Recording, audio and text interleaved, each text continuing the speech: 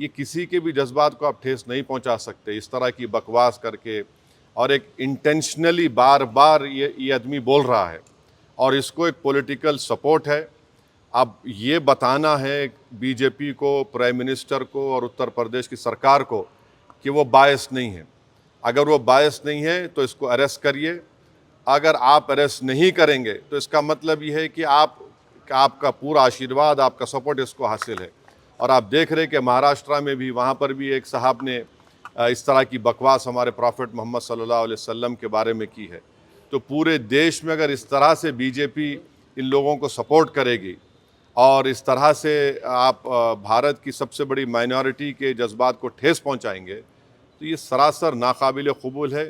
یہ دیش کی ترقی کے لیے، دیش کی مضبوطی کے لیے یہ لوگ کام نہیں کر رہے ہیں۔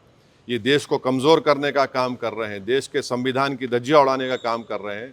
اور قانون تو ایک قانون کا تو کوئی لحاظ ہی نہیں ہے، یعنی قانون کی دھجیاں اڑا رہے ہیں، یعنی بلڈوزر استعمال کریں گے، کیا کیا اریسٹ کر لیں گے، مگر اس شخص کے اوپر کیوں نہیں ایکشن لیا جا رہا ہے جو بھارت کے نہ صرف مسلم مائنورٹی بلکہ کئی ہمارے ہندو بھائی ہیں، ان کو بھی تکلیف پہنچ رہی ہے سب چیزیں دیکھ کر، پڑھ کر، اور وہ خود شرمندہ ہیں، وہ خود تکلیف کا اظہار کر رہے ہیں۔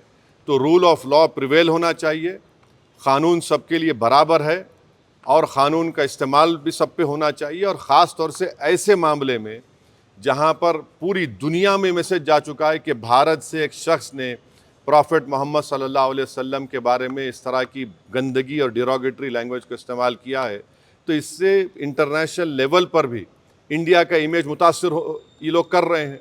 اب امریکہ کے ایک ریلیجس فریڈم کی ایک رپورٹ آئی کہ انڈیا کو کنٹری آف کنسرن میں شامل ہونا چاہیے، اور کیوں لکھا انہوں نے کہ یہ اس طرح کے واقعات کا ذکر کیا، ہماری ایک سرکار نے اس رپورٹ کا کنڈیم کیا، مگر اس کو کون روکیں گے؟ آپ کیوں نہیں روکنا چاہ رہے؟ ہم یہ پوچھنا چاہ رہے ہیں نریندر مودی پرائم منسٹر سے، یوگی آدتیہ ناتھ سے، کہ آخر کیوں آپ تکلیف دینا چاہ رہے ہیں مسلمانوں کو؟ آپ کو کیا خوشی ملتی ہے؟